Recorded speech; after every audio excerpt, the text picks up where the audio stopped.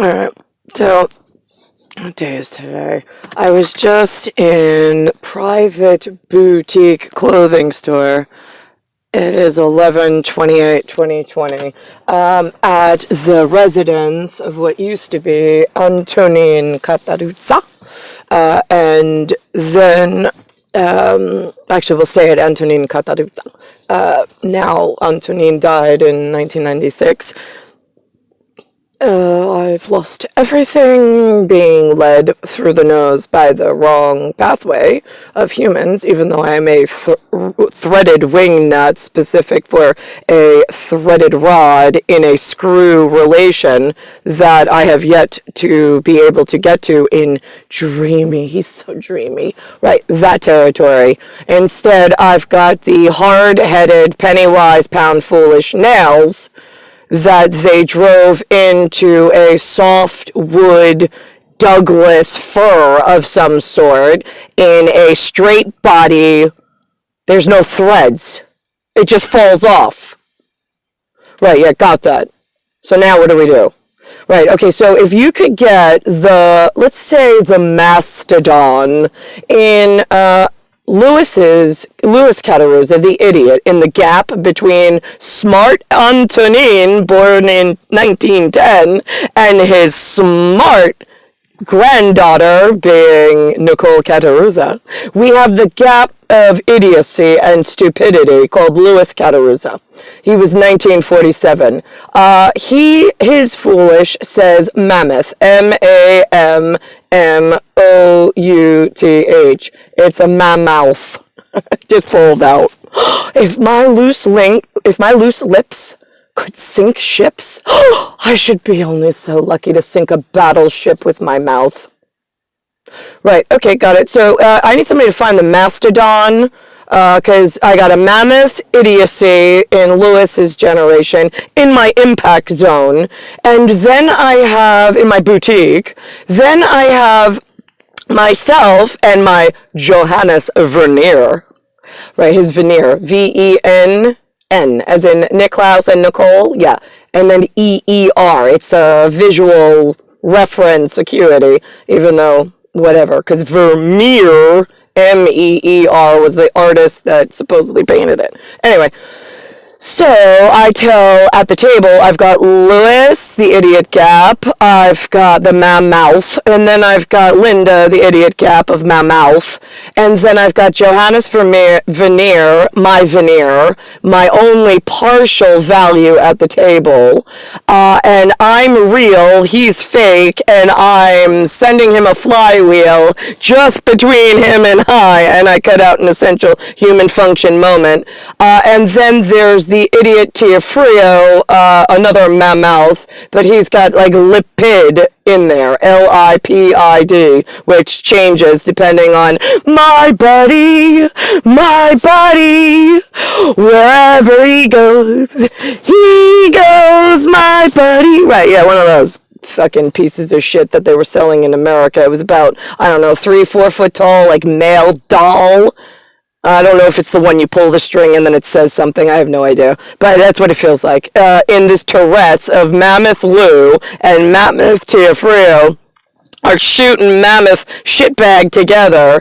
And he's like, Shackleton was a great explorer. And I'm like, Anthony, if you're shackled, that means you have 2 handcuffs on your ankles and a chain in between. You don't move very far. How are you a successful traveler with shackles on your... And then Lou goes, I'm going to look it up on the internet. So he looks it up on the internet, and my mouth says to my ear, actually, his first name was Ernst. Ernst. Now that's interesting, because usually Ernst is indicative of trustful, truthful, and honest to the end. Well, that would make up for the shackles they placed on his ankles as he's trying to explore going forward. Oh, sounds like a little girl that got, the little one that came and was pretending to be human amongst the fucking boutique of mammoths as the only, like, mastodon in the room, right? Interestingly enough, I made the joke it was like right over their head. Their lids are not screwed on too tight. Anybody know where the mastodon, like Aaron Weiss is? Weiss, Weiss. Anybody in an asshole that knows? I'm just curious. Because he's the Don of the naval fleet, I think, in some capacity. If you could find a flux capacitor in the Steamfitters Union that maybe knows the Don Weiss in the Mastodon, let him know that he's been frozen in ice. There was, in Alexander's day, there was a saber-toothed tiger, a mastodon, a sloth, and a squirrel trying to bury a nut. Are we getting any closer to a pilot light being lit in some furnace that's been off and freezing all the children for a while? And I'm just curious because I know they say that I'm mad. Yeah, I'm mad like a hatter. Yeah. Right, I'm like the Treasure cat in the tree, except Treasure is really short for treasure. Treasure. Right, Alice in Wonderland. Hi, nice to meet you. Just curious, where, like, anybody, like, in What the Fuck Happened in My Life? Right, yeah, any of you in the Pound Foolish, maybe the Pennywise, Straight Body Nails yourself, got a hard head, right, but you can seem to drive a point home through the Doug fir like softwood. I'm just curious, right, because I don't think anything in my generation or after is getting this.